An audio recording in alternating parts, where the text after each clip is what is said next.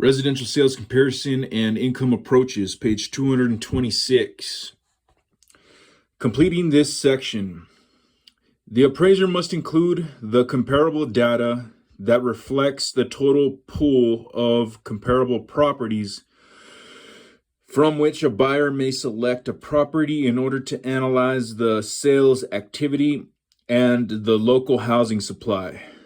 One of the tools used to monitor these trends is the absorption rate. The absorption rate is the rate at which properties for sale have been or can be sold, marketed within a given area. To determine the absorption rate, the appraiser divides the total number of settled sales by the time frame being analyzed. The months of housing supply is based on the total listings for the applicable period divided by the absorption rate. It shows inventory analysis. Underneath that is the total number of comparable sales that were settled. Underneath that is the absorption rate, total sales, in months. Underneath that is the total number of comparable active listings. And underneath that is the months of housing supply, total listings / absorption rate. And then you go down the line, it's from prior to 7 and 12 months, then prior to 4 to 6 months, then current to 3 months. At the end, you get to overall trend. It's either going to be increasing, stable, or declining. For example, step 1, calculate the absorption rate. If there were 60 sales during a 6-month period, for instance, prior 7 to 12 months column, the absorption rate is 10 sales per month, 60 divided by 6. Step 2, calculate the months of housing supply. If there are 240 active listings, there is a 24-month supply of homes on the market. 240 active sales divided by 10 sales per month. This may support the appraiser's conclusion that there is an oversupply of homes on the market. Anomalies in the data, such as seasonal markets, new construction, or other factors must be addressed in the form.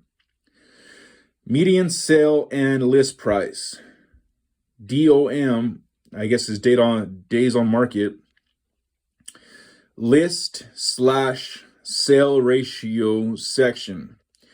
The appraiser must analyze additional trends, including the changes in median prices and days on the market, DOM, for both sales and listings, as well as a change in list to sale price ratios. And then you get to the market rent section. It's talking about the median sale and list price, days on market, sale / list percentage. Underneath that is the median comparable sale price. Underneath that is the median comparable sales days on market. Underneath that is the median comparable list price. Underneath that is the median comparable listings days on market. And underneath that is the median sale price as percentage of list price. And then it's the seller, developer, builder, etc. paid financial assistance prevalent, yes or no. And then you just go down the line, prior to 7 to 12 months, prior 4 to 6 months, current 3 months to 3 months. And at the end, it's the same thing. Was it increasing, stable, or declining? For example, if the median comparable sale prices are $300,000, $295,000, and $305,000 for their respective time periods, the overall trend for the prior 12 months is relatively stable. Page 227. Overall trend and section. The overall trend section is designed to reflect potential positive trends, neutral trends, or negative trends in inventory, median sale and list price, days on market, list to sale price ratio, and seller concessions. For example, an increase in the absorption rate is generally viewed as a positive trend, whereas a decrease in the absorption rate may be viewed as a negative trend. Furthermore, a decrease in the number of days on the market, either sales or listings, more than likely represents an overall positive trend. Seller concessions. Form 1004MC also provides a section for comments on the prevalence of seller concessions and the trend in seller concessions for the past 12 months. The change in seller concessions within the market provides the lender with additional insight into current market conditions. The appraiser should consider and report on seller paid or third-party costs. And then you get to the research part of the form, and it says, explain in detail the seller concessions trends for the past 12 months. For instance, seller contributions increased from 3% to 5%, increasing use of buy downs, closing costs, condo fees, options, etc. And it gives you like 5 lines. For example, these items include but are not limited to mortgage payments, points and fees, and in condominium and cooperative projects, items such as homeowners association fees and guaranteed rental programs. Seller concessions must be carefully analyzed by the appraiser, since excessive concessions often lead to inflated property values. There are a number of markets across the country where, due to current conditions, there has been an increase in the prevalence of seller concessions. The following excerpt from the Selling Guide, Part 11, Section 406.5C, provides guidance for these circumstances. The need to make negative dollar adjustments for sales and financing concessions and the amount of the adjustments to the comparable sales are not based on how typical the concessions might be for a segment of the market area. Large sales concessions can be relatively typical in a particular segment of the market and still result in the sale prices that reflect more than the value of the real estate.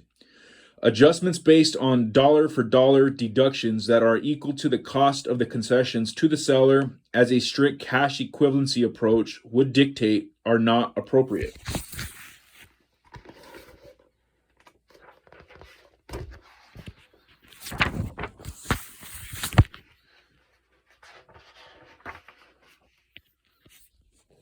Page 228. We recognize that the effect of the sales concessions on sale prices can vary within the amount of the concessions and differences in various markets. The adjustments must reflect the difference between what the comparables actually sold for with the sales concessions and what they would have sold for without the concessions, so that the dollar amount of the adjustments will approximate the reaction of the market to the concessions. Foreclosure sales and summary / analysis of data. The presence and extent of foreclosure / REO sales are worthy of comment when analyzing market data and must be reported on the form. The form also allows for the appraiser to summarize the data and provide other data analysis or additional information, such as analysis of pending sales, which over time can show a market trend. And you're still in the analysis section of the form. And then it asks, are foreclosure sales, REO sales, a factor in the market? Yes or no? If yes, explain, including the trends in listings and sales of foreclosed properties. Gives you like 5 lines to put in some detail. Then there's a part where it says cite data sources for above information. And then it gives you 3 lines And then ultimately it says, summarize the above information as support for your conclusions in the neighborhood section of the appraisal report form.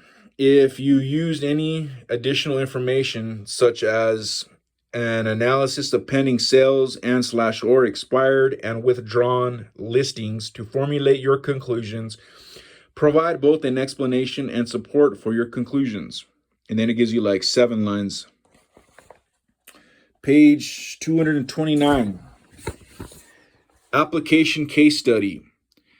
A residential investment property is generating $1,250 per month using the mean of the data provided, rounded to the nearest $100, and a GRM of 127.